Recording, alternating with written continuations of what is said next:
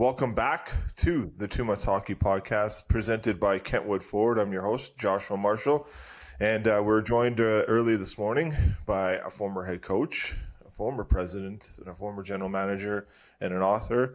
We'd like to welcome back Doug MacLean to the Too Much Podcast. Mac, how's it going? That's good. Yeah. Heat it up a little bit. Starting to be some hockey talk coming along, which is good, Yeah, no, I heard you were on 100% Hockey with Millard and Shannon, so that was a good interview on Friday. I had a good laugh on a walk. I went for a nice little walk Friday night, and you got me laughing. So I like how you and Shanny go back and forth. But obviously, yeah, you guys had some good topics there, and we'll kind of cover some of those over here. But how's your guys' summer been? How's things going? Really good. We've had a fair amount of company, and actually we have company coming today from our friends from Massachusetts are coming today for a few days. So it's been good. It's been really good summer. That's good. That's good to hear. All right, let's get down to it here, Mac. Obviously the biggest topic, Flames made some good news over the weekend. We'll get to that here in a second, but the topic of conversation around is the big news that what Connor McDavid's going to do here, and it's going to be really interesting in how it kind of shapes up. I don't know if you heard him speak on Friday when he met the media horde in Edmonton and talked about all options are on the table: 2 years, 4 years, 8 years, no term. And the word "no term" took a lot of liking maybe throughout other markets, but they don't seem too worried here in Edmonton. But do you think this gets done before October 8th and that's the opening night against the Calgary Flames here in Edmonton? It's really tough to say. I read the Ryan Richard, interview, and it caught me a little off guard, looking after family security and, the right deal and right timing. It was just a little different. I think it created some questions, that whole interview. I don't know what he's done since, but look, you've got to be concerned. I think Jeff Jackson, relationship with Connor, relationship with Judd, I got to believe that they've had lots of discussions as to where this is going to go. It's not going to be about money. Mm-hmm. I mean, to me, look, Edmonton is everybody that's looking to sign as a free agent, the number one thing they look at is a chance to win. That's typically the number one thing. The number two thing is typically money, and the number three thing is location. So money is not going to be the challenge here. Chance to win is not going to be the challenge, because if McDavid's there, they definitely are a contender. They've shown that the last 2 years. I mean, they've come up short against a really good hockey team, that's maybe a little more mature than they are. And, I think not having Hyman was a part of it. Skinner's always a big question mark, but the kid is a battler, so we'll see where he ends up going. So, where else is he going to go that he has the opportunity to win and play with Draisaitl and the quality people there, and his relationship with Knobloch and with Jeff. Yeah. So I don't, I've got to believe they'll get the deal on it. Maybe 4 years, which is, to me, if you're Connor, a 4-year deal makes sense because you're still in your prime, and you can make a decision at that time where the Oilers are, where his career is. Does he want to have one last hurrah, and make a move to go someplace that looks like more of a contender? So we'll see where it goes. Yeah. Yeah. But it's a distraction.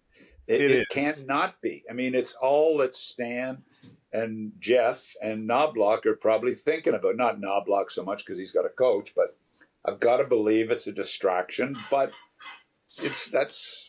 that's normal, I mean, it'll be a distraction in Vegas when Eichel's up, It's always a distraction when your best player's up. It was a major distraction in Toronto this year with Marner all year.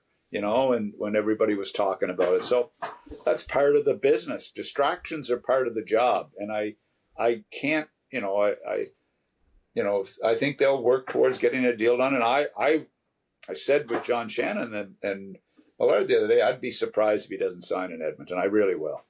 Mm-hmm. Yeah, it's. I think there's a lot of different factors as we see, and obviously at the end of the day, the only one that really probably knows what's going to do is the player himself and his family, and we all know that. Like that's not earth-shattering news as anyone listens to this.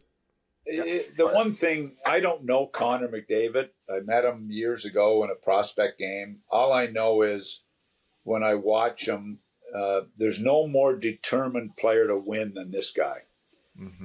There's no player in the league that's as focused on winning a championship for his team than this guy. He's right there with Sid. It's same mentality, and we look at what it took Sid a while to win, but that he's the same type of guy. So it's got to be a distraction because he's that important to a franchise, and everybody's known that since he was 17.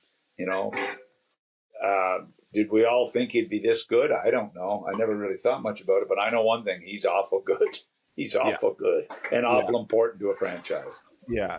Yeah, I don't know if I know my co-host and I were talking yesterday, and he's like, is it bad leadership for it to be a distraction to go into the season? So, and I don't know where you would come out on that, but it's not bad leadership at all because it's a business, Yeah. It's a business. We all want to talk about hockey and everything, but the number one thing for the players, first of all, you can't be a superstar like Connor without loving the game, absolutely loving the game. And number two, his love to win is just about as strong. Mm-hmm. And so it's not his fault that, he wants to take his time. And like I say, I don't know him, but he looks like a very thoughtful type of kid and will think it out and his family are right there with him. So, I hope it works out for the Oilers. I really do. Yeah. So, Mac, last week was a tough week for the Oilers too organization because one did an interview with Bob Stauffer and Derek Ryan, who announced his retirement from the NHL, and then obviously Dylan Holloway was on the Cam and Strick podcast, and that interview came out first, and he talked about how the organization didn't make him feel like he was worthy of the offer that he thought he should garnish in his negotiations before the offer sheet happened. And then Derek Ryan went out of his way unsolicited to call out the coach and to call out Jeff Jackson and Stan Bowman.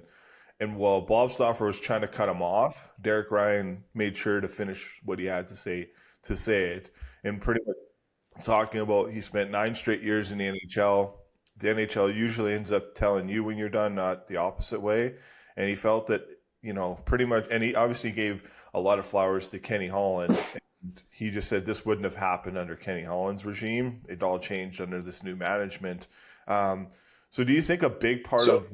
So what happened? What did Ryan expect? Yeah, so Ryan was upset. Derek Ryan was upset because at the point of his career, obviously he has 2 kids. They're in school. They're in activities here in Edmonton. It's no secret that the Oilers organization is obviously in Edmonton. Their farm team is in California. So It's quite the hike to get from there to there. And 2 different times he was sent up, sent down, sent up, sent down. Yeah. But he talked about the lack of communication, the lack of respect, and the lack of trust between the new head coach and Jeff Jackson and Stan Bowman. So, he just felt that what he's been able to do for the 4 years being with this Oilers team, and that was the longest he's ever been with one organization. He had brief stints in Carolina and same with Calgary, but he spent a lot of time, blood, sweat, and tears, and that's exactly kind of his words. Just wasn't treated. Now, I understand it's a business at the end of the day, and he said you'd have to be a professional. You got to handle it in different ways. But when he announced his retirement, we've been able to see over Instagram the overwhelming support from the players that played with him in this Oilers organization. He obviously was a very well-liked guy, but do you think things like that changed when the direction and maybe where this – I just feel like in my personal opinion, if Kenny Holland's the general manager, this isn't an issue. I think Yeah. Connor's already resigned. That's just my opinion. I don't know where you Yeah. come out with this. It's not. I'm Well, not trying to take. I guess you think, okay, first of all, I mean, Jeff and Stan are relatively new, and Knobloch relatively new to the organization. They don't go back 9 years like other people would with the kid. Look, I think you as a GM, you try to be as honest as you can with the players. You try to be, but you know what? I think back, and I've said this a few times. I wouldn't be afraid to have a beer with anybody or meet any player that ever played for me or I managed. But that doesn't mean that they like me. Yes. Yeah. That doesn't mean they'd want to have a beer with me, because I'm guaranteed there's some guys that, I think of Sean Pronger. I mean, I sent him back and forth 10 times up and down to the minors, and he talked about it in his book. I was one of the most honest GMs he ever played for, but that doesn't mean he likes me. Mm-hmm. I mean, sometimes the job is so challenging, and there's so many major issues.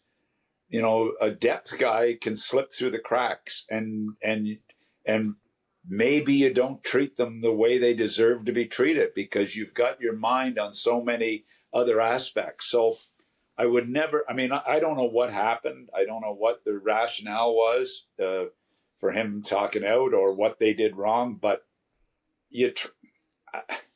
I know that every day there's an issue when you're a GM. Every day, and it's fire after fires, or you're putting out fires nonstop. So I don't know the situation, so it's hard to even comment on it.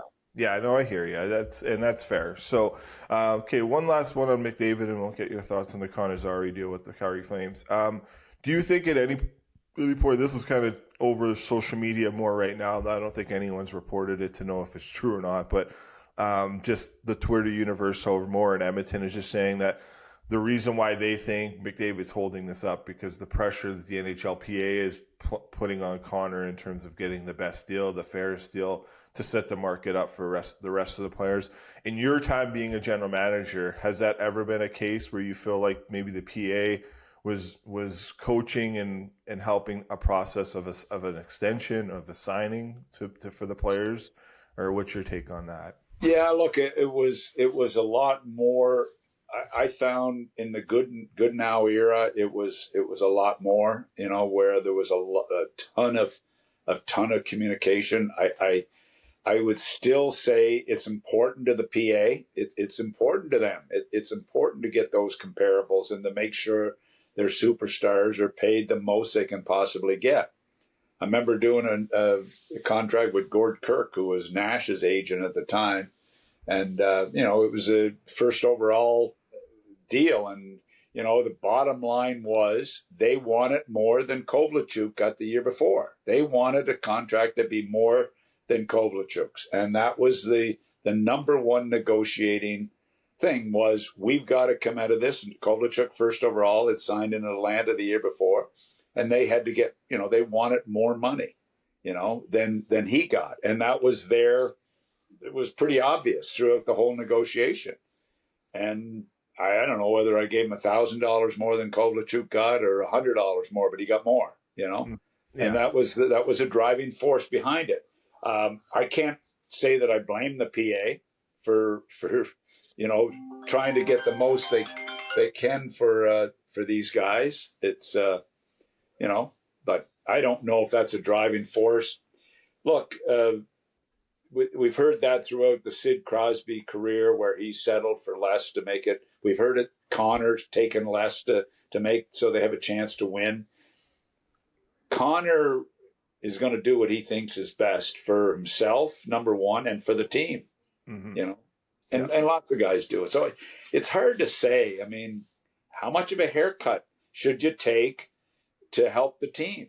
In fairness to Connor McDavid, how much of a haircut should he take? Is he the only contract that's causing them not to be a contender? I dare say he's not the only contract they got that they'd like to have a do-over on, you know? Correct. So you got to look at the big picture there. I think Connor's going to do I think he's enough of a leader that he cares about the Oilers. I really believe that. And that's with me not really knowing him. Yeah. I would say that's front of mind with him, what's best for the organization, but also it's got to be what's best for him. Yeah, 100%. And I agree with that. I think eventually the deal gets done. To wrap a bow on that, I think the deal gets done.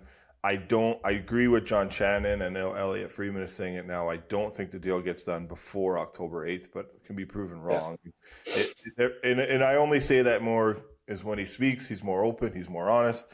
And his last comments on Friday just pretty much say there is no rush. And, and it, like someone said to me the other day too, he has a deal. He's going to honor it. He could go out, score 150 points, win a Conn Smythe, win a Conn Stanley Cup. Then what does that contract look like after that?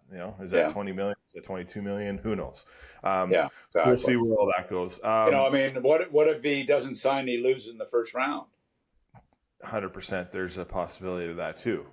There's no guarantee that they're going to get back to the Stanley Cup final, right? No, getting to the finals 2 years in a row is really, really tough. I mean, Florida doing what they've done is unheard of. It's funny how things turn out. It's like I was chuckling the other day. Bobrovsky, they were getting ripped about the Bobrovsky contract in Florida for the first 2 years of that deal. What a joke it was, and how much he was overpaid. All of a sudden, now people are loving the deal. So things change. Yeah, and so Connor, I don't know. I really. I wish I like I said, I don't know him, but he certainly sounds like a thorough, thoughtful type of guy. And he's got to do what's best for himself and his family. And he's also, don't kid yourself, he's also thinking of the Oilers. Yeah, 100%. All right, one last question before we get you out. On Friday, Connor Zary, the deal got announced on Saturday by the organization, but the Flames and Zary come to agreement on a 3-year deal at $3.775. The future is a bit bright on him for sure. Health is a big thing. Can he stay healthy? But what have you thought? What do you think of that deal? And what do you think that Craig Conroy's been able to do going into his third year as general manager with the Calgary Flames? Well, I know there was excitement on the deal to get them done, and they were excited. They like what they've done over the summer. I don't think anything was too big, but they're in a pretty good position in their rebuild. They feel good about it. I'm not sure where the defenseman ends up or what happens with him. Pretty important deal coming along there. I'm more concerned about what happens with him versus what happens with Zary. I think Connor Zary's a good player, but he's certainly not. He's not as important as a defenseman, that's for sure. Correct. But look, they look. Craig sort of. He's a bit of an old school GM there that I think he spends a lot of time thinking about chemistry. I think his coach spends a lot of time thinking about chemistry. And I like the way they're moving along as a franchise, I look at them and I look at Montreal and I look at Ottawa. There's some really interesting Columbus look like they're ready to take a step. There's some really interesting sort of franchises that have been in the throes of a rebuild for a long time. And look, 2 or 3 of them look like they're making great strides, and 2 or 3 of them look like they're stuck in mud. And Calgary is a team that looks like they're, moving in a good direction. Yeah, very well said, Mac. Appreciate the time and appreciate everything you've done. Obviously, a tough weekend in Ken Dryden's passing. I know that's a guy that you would have had some great memories with and some great conversations with along your time. Is there one that kind of sticks out on remembering the legacy and the man and the great hockey person that Ken Dryden was too? It's funny, when I woke up the other morning and saw it, I was in shock. And like Jill said to me, she said, this has really bothered you, And I said, yeah, it sort of caught me up. Usually you hear that people aren't well, they're sick, but out of the blue, he's always a guy that I've really admired from, reading his book, the game and how thoughtfully, listen to him talking concussions. I've always enjoyed his interviews. They're long. They're like mine. They're long, but his are more interesting, because it's a very thoughtful conversation that he always comes up with. And I was playing for the Montreal Junior Canadiens when he came into the NHL, and I'm thinking, wow. I mean, I was there for Lafleur's first year and some of those guys, and watching them. I didn't know him other than to say hello. I used to meet him at Board of Governor meetings and GM meetings when he was president of the Leafs, and obviously we had some conversations. But it really sort of caught me off guard because I'd never heard anything about the illness. But I read about his career, like who can, I mean, we talked Bobby Orr and Lafleur and all the greatest players in the Crosby, but who wins 6 Stanley Cups in 8 years, and who wins a Stanley Cup and wins the whatever Vezina Conn Smythe and retires the same year? Like, it was bizarre. At 30 years of age, he was his own man. He wanted to finish his law degree, and he was his own man. And I'll never forget when he come up from Cornell and he won the Stanley Cup. I mean, it was bizarre. And the amazing thing, and I had it in draft day, was Ken Dryden was drafted by the Boston Bruins in the draft, in the secretive draft where nobody knew.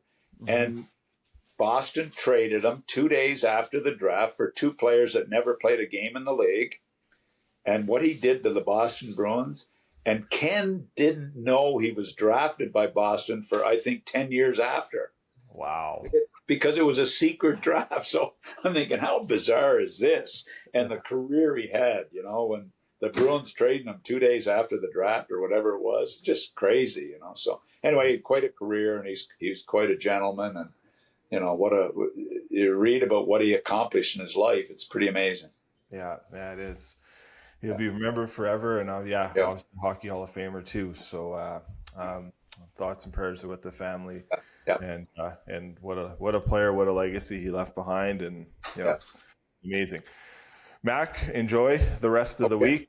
And, thanks for joining us. Hopefully, it's a good week for you and Jill, and get some good visiting time in. We'll be stay in touch, and all the best to you guys. So. Okay, bud. All the best.